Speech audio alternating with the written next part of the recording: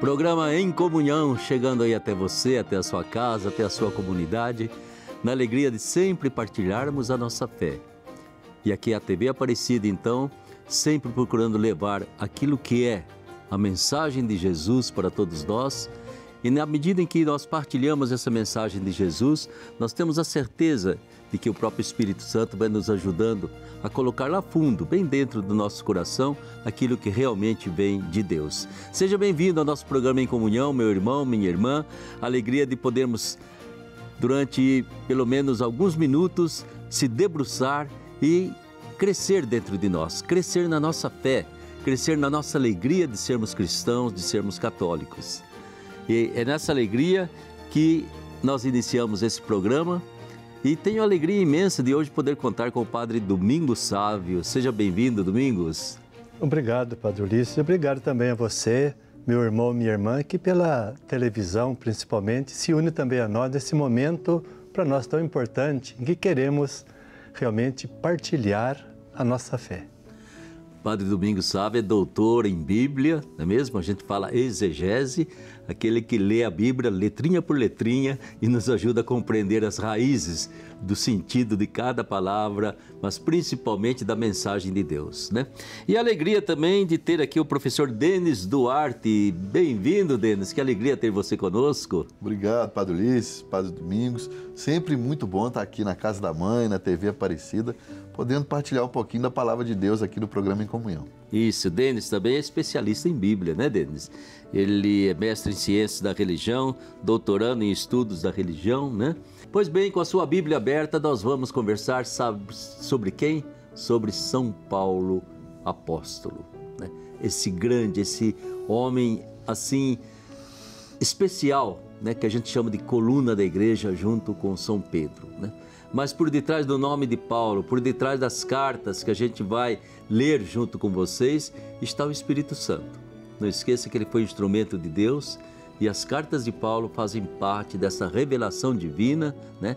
Aquela que nós reconhecemos realmente como a revelação que nos veio através de Jesus. E Paulo foi um instrumento dessa revelação. De modo muito particular, nós queremos começar com a figura de Paulo, uma figura que a gente vê desenhada nos Atos dos Apóstolos e nas próprias cartas que ele deixou para nós. Por isso eu vou chamar um card para, a partir desse card, conversarmos o nosso bate-papo.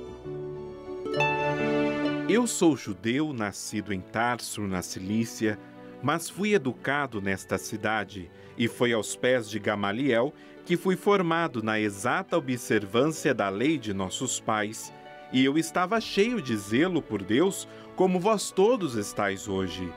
Persegui até a morte este caminho, acorrentando e lançando na prisão homens e mulheres, como podem testemunhar o sumo sacerdote e todo o colégio dos anciãos. Deles recebi também cartas para os irmãos de Damasco, e eu ia para lá, a fim de conduzir também os de lá, presos, para Jerusalém, para serem castigados. Enquanto estava a caminho e me aproximava de Damasco, de repente, por volta do meio-dia, uma grande luz vinda do céu me envolveu com seu brilho. Caí no chão e ouvi uma voz que me dizia: Saulo, Saulo, por que me persegues? É o próprio Paulo que oferece a sua apresentação. Assim, com muita humildade e com muito realismo, ele descreve o que aconteceu com ele. E essa figura de Paulo, ela impacta cada um de nós. Para mim, ela marcou toda a minha formação de teologia, foi exatamente a partir das cartas de Paulo que, assim como Paulo, a gente começa a compreender melhor o significado, o sentido de nosso Senhor Jesus Cristo. Denis, quando você ouve falar em Paulo Apóstolo, o que vem para você, quem que é esse Paulo para você? Para mim, um dos grandes questionamentos que a gente faz, quando tem que fazer, né, quando lê, sobretudo, a passagem da conversão de Paulo, é que força é essa que é a força de Deus na nossa vida, que é a graça de Deus na nossa vida. Porque, veja, ele era um judeu, né, vivia, claro, como romano, mas formado como um judeu, se preparando para ser um mestre da lei, um judeu de extrema observância, a ponto de perseguir os cristãos. Então ele era plenamente mestre da lei, vivia essa observância da lei. E este encontro com o Cristo faz uma modificação completa na vida de Paulo. Completa. Ele sai dali e vai, por exemplo, passar 15 dias com Pedro.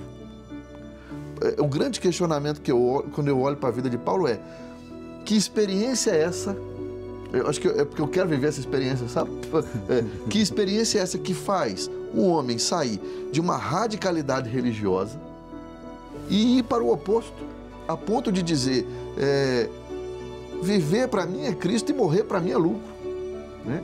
É verdade. Tamanha essa experiência que ele teve e que é difícil de explicar, porque é uma experiência mística, né? Este encontro com Cristo, mas que nós todos somos chamados, mesmo já sendo cristãos, já sendo católicos, nós todos somos chamados a esse encontro de uma entrega imediata e total ao nosso Senhor Jesus Cristo. É muito importante, né? Mesmo tendo a gente perceber que é a partir de uma experiência, e uma experiência de encontro, e um encontro que foi assim, provocador, de cair por terra, né? E de repente toda aquela arrogância e quase fanatismo de Paulo ficou ali no meio da poeira. E esse encontro, eu acho também, sabe, Denis, que foi uma experiência que ele deve ter passado, porque um homem que vivia agarrado ali à lei, à observância, tudo, de repente ele faz um encontro de amor, né? E ele sente esse amor lá no fundo dele, e é a partir desse amor que o Espírito Santo pode passar a mensagem maravilhosa que ele deixou para nós. E para você, a palavra Saulo ou Paulo... Até a palavra Saulo, por si seria Saul, né? Mesma coisa. Seria o nome hebraico, podemos dizer, o nome judaico que ele tinha, mas pelo fato de ele se sentir realmente chamado por circunstâncias que certamente vamos aprofundar um pouco, teve que se dirigir mais aos pagãos, então até ele muda o nome judaico dele de Saulo para Paulo. Tem um sentido quase que para que os pagãos, os que tinham o grego quase como língua principal, sentisse essa presença maior, essa aproximação dele, de Paulo deles. Mas para mim o que me impressiona muito é a coerência. Sei. Ele era coerente antes desse tombo, podemos dizer, e é não menos coerente a partir do tombo. Quer dizer, é homem de coerência. Quer dizer, no momento que ele percebe que o caminho que ele percorria, que ele defendia, pelo qual ele até matava, agora, de repente, é outro caminho. Até ele fala, por exemplo, assim, não, eu fui, como aparece no texto aí, eu fui perseguidor da igreja, por isso quase que nem merecia ser chamado de apóstolo, né? Apóstolo, aquele que é enviado a levar esse evangelho que eu descobri um dia. Mas para mim eu digo assim, o que me impressiona em Paulo é a sua coerência. Ele é um homem, não é de meias medidas, é um homem de ou tudo ou nada. Ele é de tudo, seja do lado, no caso, vemos, como o Denis já lembrava, numa situação de perseguição, de rejeição total de Jesus, e agora uma paixão por Jesus, dizendo até que para ele agora tudo virou lixo, e o que é importante para ele é ele ser encontrado unido a Jesus. O resto é resto. Essa figura de Paulo, não é mesmo? De onde veio um pouco dessa história desse Paulo para nós? Ele vivia num território romano, ele é da diáspora, então ele tinha a sua identidade, a sua formação romana, ele tinha a sua formação também grega, porque o grego era a cultura da época. Eu costumo dizer que a língua grega era o inglês da época, né? Era a língua da cultura da época, então ele também era versado em grego muito bem, e também na cultura em que ele estava inserido, mas judeu observante, como eu disse. Então ele passou também um período em Jerusalém para estudar, para se formar como esse judeu observante. Então Paulo, ele possuía uma riqueza intelectual, cultural muito grande, porque ao mesmo tempo que ele conhecia profundamente a cultura, a religiosidade, a vivência judaica, porque era um judeu observante, ao mesmo tempo ele viveu em Roma, foi educado por seus pais no Império Romano, melhor dizendo, né? Então ele conhecia a cultura romana, que era o império dominante da época, e conhecia muito bem a cultura grega, que era a cultura principal da época. Por isso, São Paulo teve muita facilidade em ser o apóstolo dos gentios, né? Ele falava tanto para os judeus, mas depois passou especialmente a falar para aqueles que não eram judeus, que tinham inseridos ali, estavam inseridos nessa cultura romana ou nessa cultura grega. Então era um homem que pôde realmente dizer um dia, né? Eu me fiz tudo para todos, porque ele tinha acesso a todos com quem ele tinha contato, mas porque ele era um homem preparado para isso. Exatamente, né? Então é alguém que ia muito além daquilo que era simplesmente a cultura ali ao redor de Jerusalém, cultura grega, uma cultura filosófica, né? E que trazia, ela ajudou Paulo a compreender ou a formar assim quase que essa catequese cristológica que ele deixou para nós? Eu penso que sim, porque ele parece que ele consegue, a partir da Bíblia, porque é impressionante. Por exemplo, se a gente for olhar Romanos sobre esse aspecto, a carta que nós vamos ver mais diretamente daqui a pouco, como que ele cita o Antigo Testamento. Está escrito, Isaías disse, não sei o que. Então, quer dizer, realmente é alguém que conhecia profundamente, podemos dizer, a Escritura. E também, tendo essa cultura bíblica, até mesmo realmente manuseando com muita facilidade o próprio grego, parece que ele conseguiu passar, podemos dizer, a fé que ele bebeu a partir da Escritura, ele consegue passar essa fé para exatamente o seu auditório principal a partir de certa altura, que eram exatamente aqueles que não tinham tradição. Em geral, aparece no texto, né, os pagãos, ou até os bárbaros, às vezes aparece a palavra bárbaro, quer dizer, aqueles que não eram judeus. Da cultura judaica. Ele realmente tinha condições e parece que ele alcançou isso, conseguiu, a partir da sua cultura, passar a fé que ele vivia, sobretudo a partir da Escritura, passar, digamos, para o grego, para o seu auditório. Sim, parece que São Paulo não viveu muito tempo, não. Será que ele chegou aos 50 anos? Não, acho que um pouco mais, né? Pouco mais? Talvez ele tenha nascido no tempo de Jesus, quase que talvez bem no tempo de Jesus, e ele deve ter sido martirizado, decapitado em 67, 68. Então deve com quase 70 anos, né, mais ou menos. Um pouco mais, não é?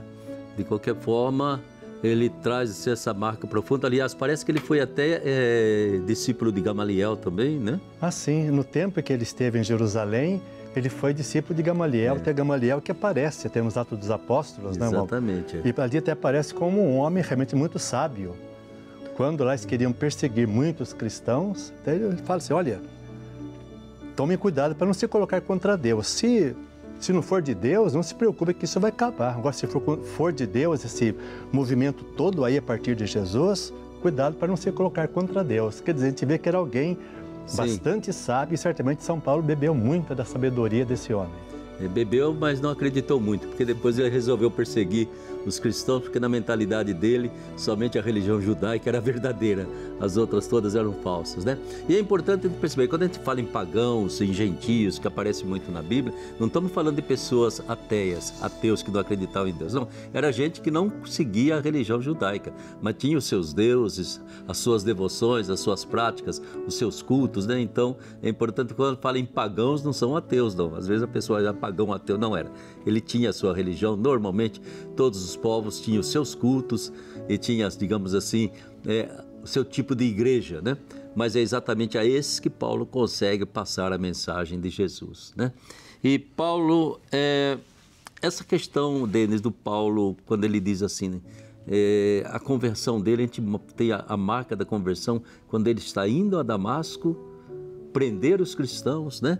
E trazê-los para Jerusalém presos. Nesse caminho de Damasco é que acontece esse encontro. Descreva um pouquinho para nós essa experiência que ele teve, que a gente costuma assim, ele caiu do cavalo, mas caiu do cavalo como figura, né? Uhum. Quer dizer, ele caiu totalmente da sua arrogância, do seu orgulho religioso, sei lá, da sua ideologia em que ele achava que era a única verdadeira. Ele estava a caminho, o texto bíblico nos diz, estava a caminho de Damasco. Ele tinha um caminho determinado. Isso é importante dizer, porque no meio disso ele se encontra com o caminho, que é o próprio Cristo. Jesus, no Evangelho de São João, diz: eu sou o caminho, a verdade e a vida.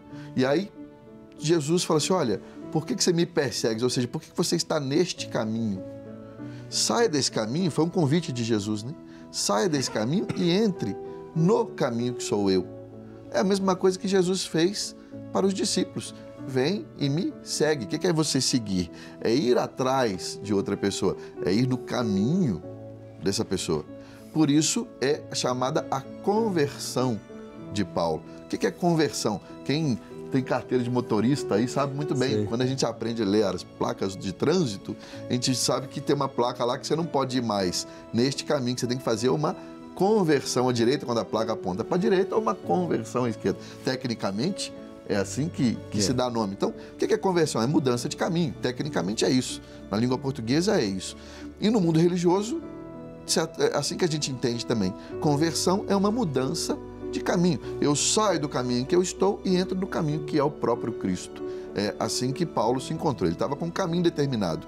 Eu sou um judeu observante e eu vou perseguir cristãos. Eu estou a caminho dessa perseguição. E Jesus faz o convite a ele: ó, vem e me segue, sai desse caminho e entra no caminho que sou eu mesmo, sou o Cristo. E Paulo imediatamente, é o que a gente chama também na Sagrada Escritura, que acontece com os discípulos, como aconteceu com São Mateus, por exemplo. É verdade. Jesus o chama e imediatamente ele o segue. É o chamado seguimento imediato, é o que a gente chama na Sagrada Escritura. E com Paulo não foi diferente. Por isso que ele vai poder dizer depois que, olha, alguns estão dizendo por aí, algumas cartas ele diz isso, alguns estão dizendo por aí que eu não sou apóstolo, porque eu não vi o Cristo, mas você vê o paralelo. O mesmo chamado que acontece com os discípulos que se tornam apóstolos, acontece também com São Paulo. E ele diz: eu sou sim apóstolo porque Jesus Cristo me chamou. Exatamente, né? E sabendo que, parece-me que naquele tempo, quando se referiam aos cristãos, diziam que era aquele que seguia o caminho, né? Ou seja, não havia nome de cristãos ainda, mas era o caminho. O que acontece em seguida, Domingos, com Paulo, qual digamos assim, a iniciação que ele tem para depois começar a ser um maior dos pregadores dos apóstolos? Bom, sobretudo a partir dos Atos dos Apóstolos, que falam bastante dele. Sim. Ele sente nessa reviravolta na vida dele, a certa altura até se diz que ele escuta isso, né? Jesus dizendo: eu escolhi esse homem e vou mostrar para ele o quanto que ele vai precisar sofrer por mim. Então, já nessa reviravolta na vida dele, não foi só uma coisa, quase que diria assim, lá dentro dele, mas ele se sente, parece que impulsionado, mas jogado com toda a força a levar aquela experiência para outros. E assim ele começa, exatamente, depois de um tempo, ele passa vários anos até refletindo, acho que refazendo a sua vida até, e a certa altura ele começa a viajar. Então, ele faz 3 grandes viagens, poderíamos dizer praticamente em todo o Império Romano, menos até a capital, porque lá ele não chegou assim como ele foi depois, no final da vida. Mas quase que fora Roma, ele percorreu todo o Império Romano e por onde ele passava, quer dizer, ele foi para isso, para anunciar Jesus. De começo aos judeus, né, a partir da experiência que ele tinha e tal, e a partir do momento que ele começa a ver que não havia uma entrada para essa novidade que era tão importante para ele, então ele sente também esse chamado a também se dirigir de modo especial àqueles que não eram judeus. Mas então ele começa a viajar. E a partir dessas viagens que surgem também as cartas, né? Ele passa por lá, deixa a mensagem, passa meses, às vezes até anos numa comunidade, e depois, através de pessoas que ele envia, né, para visitar de vez em quando, ou se não, através de cartas, ele tenta animar, de vez em quando corrigir também ali alguma coisa. Às vezes ele volta à comunidade para, sobretudo se há uma necessidade maior de um escândalo, qualquer coisa, se há um desvio maior.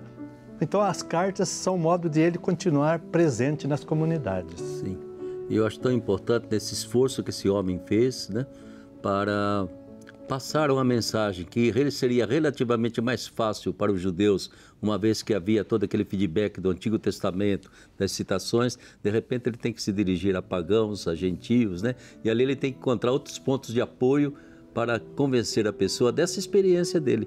Eu me encontrei com Jesus ressuscitado, né?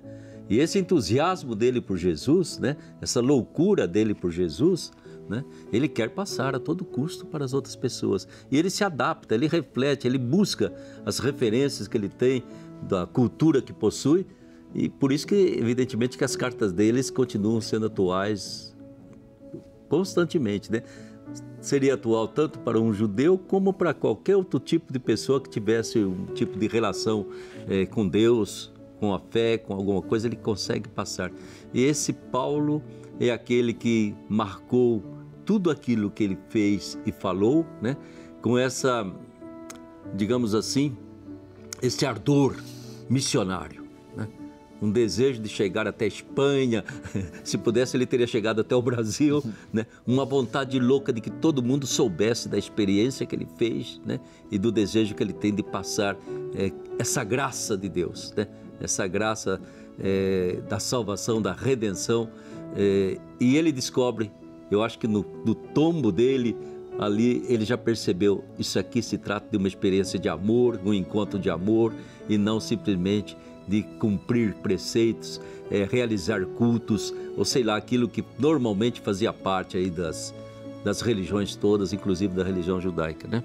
E nessas primeiras experiências como membro dessa igreja nascente, será que ele se contrapôs aos demais apóstolos? Não dá às vezes a impressão de que houve certa tensão entre ele e os demais apóstolos, porque ele surgiu do nada, ou melhor, surgiu do lado pior possível, dos nossos perseguidores, né? Que confiança eu vou ter numa pessoa que ontem estava perseguindo, matando, colocando na cadeia e de repente se aparece como grande pregador? Bom, as perseguições, ele mesmo fala, né, que eu sofri perseguição, né, dos meus irmãos judeus, como também dos pagãos. Sim. Porque, por exemplo, às vezes chegava num lugar lá, alguém se aproveitava de uma vidente, acho que era algo mais psicológico para lucrar. Sim. E Paulo ia lá e acabava com aquilo. Então, quer dizer, houve perseguição também de pagãos, mas acho que a perseguição maior que ele encontrou foi dos judeus. A gente bem entende que deu tanto que ele era, vamos dizer, no bom sentido, fanático por aquilo. Agora, alguém que nega o seu fanatismo e prega exatamente o contrário.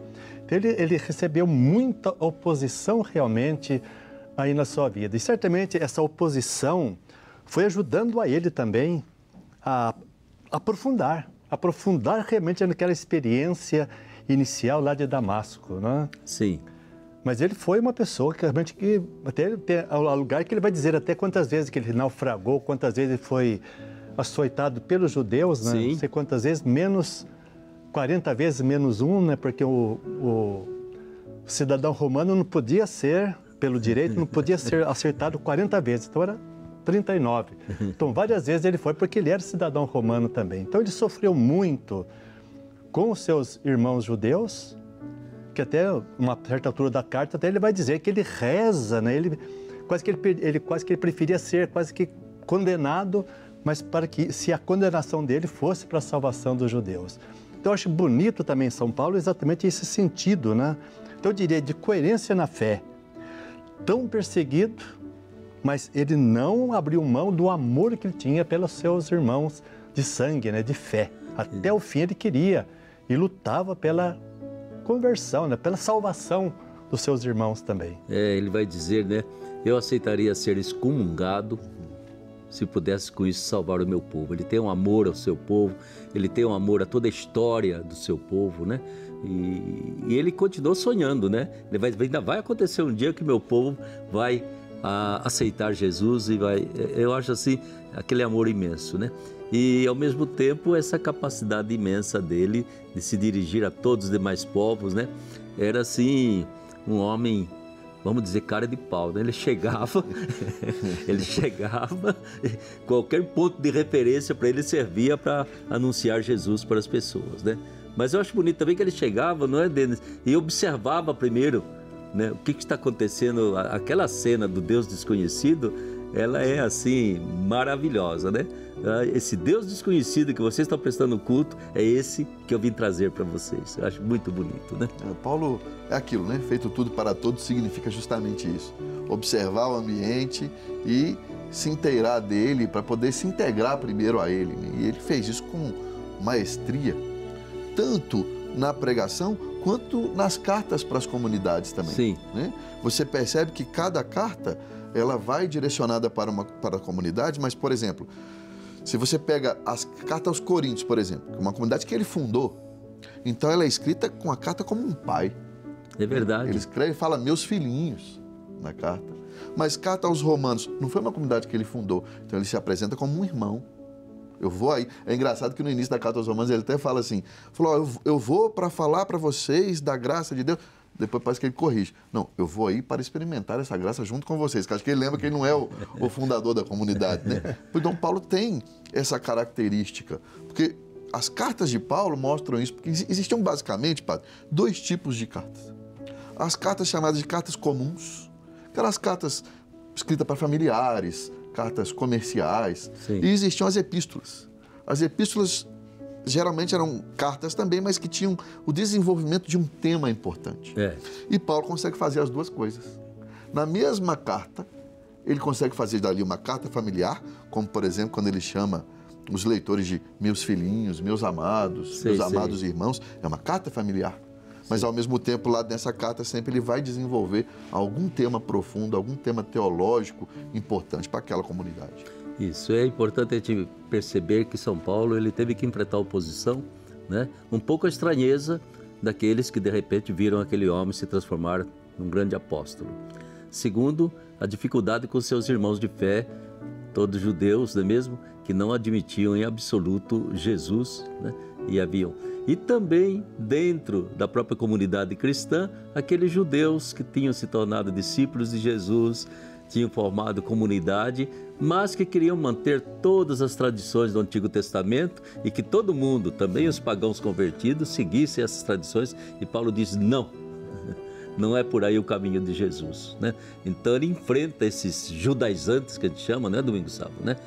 Cristãos judaizantes, aquele que falava assim, para ser cristão tem que primeiro abraçar a fé mosaica, tem que seguir aí de todo jeito a Torá, né? Com todos os costumes, circuncisão, sábado e tudo aquilo que fazia parte do cardápio de um bom judeu, né? Eu acho que isso é importante e Paulo vai até o fim, né? Eu acho muito bonito e aqui para nós hoje em dia é importante a preocupação de Paulo, e aqui é um reconhecimento dele, entende? Na liderança de Pedro. A preocupação deles estar em união com Pedro, não é? Ah, sim. Que até ele vai mesmo, até o Denis já lembrava que ele vai passar 15 dias com São Pedro, lá em Jerusalém, né?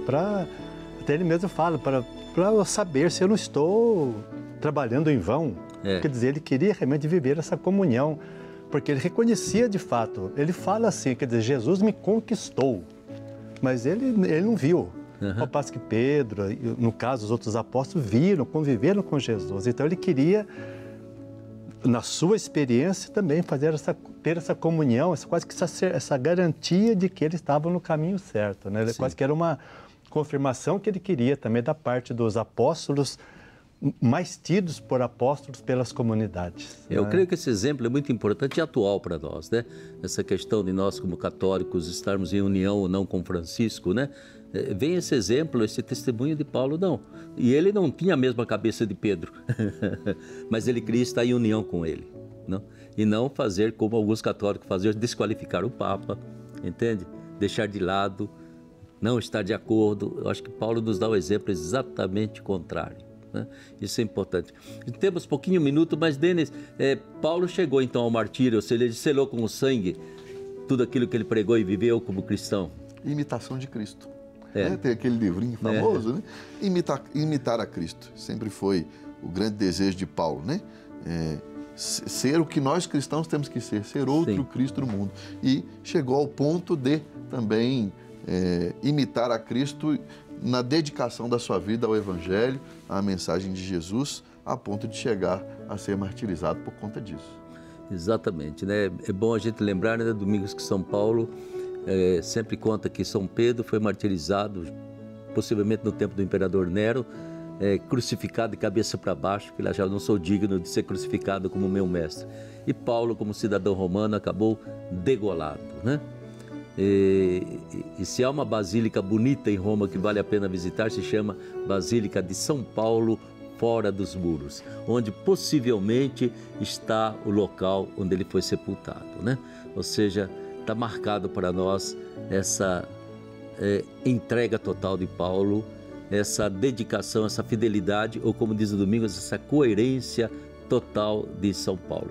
Eu acho que é muito importante a gente ver como que é uma figura profundamente humana, uma figura profundamente religiosa, naquela religião dos cultos, das obrigações, de tudo que tem, e é um homem totalmente livre na hora que ele se encontra com Jesus para anunciar a redenção copiosa de Nosso Senhor. Esse é São Paulo, né? Apóstolo. E o mais importante, não é apenas alguém que a gente admira, mas é principalmente alguém de quem o Espírito Santo se serviu para nos ajudar a conhecer a verdadeira revelação divina para nós, né? Por isso que a revelação divina, minha gente, ela se fecha na Bíblia. De Gênesis a Apocalipse se fecha a verdadeira revelação. Tudo o resto que vier depois do nosso tempo já não é revelação divina. Pode ser de vez em quando alguma mensagem que a gente recebe, mas a revelação divina para nós cristãos está aqui de Gênesis. E Paulo está incluído nessa revelação divina, né? Em tudo aquilo que ele traz, aí está Deus mostrando para nós e revelando para nós quem é, qual é esse mistério de Jesus, nosso Salvador, Filho de Deus feito homem, e que até hoje para nós continua sendo, sem dúvida alguma, o sacramento do divino. Não existe outro rosto para Deus senão Jesus. Não existe outro rosto para o Espírito Santo senão Jesus. Isso é importante para nós. É em Jesus, por Jesus, com Jesus que nós nos salvamos e também que nós vemos a Deus e chegamos a Deus. A gente vai conversar muito ainda sobre São Paulo. Fique conosco até a semana que vem, se Deus quiser, quando nós vamos abrir a Carta aos Romanos, e aproveite e lê essa carta para que possamos comentá-la no nosso próximo programa. Fique com a bênção de Nossa Senhora Aparecida e muito obrigado pela sua atenção.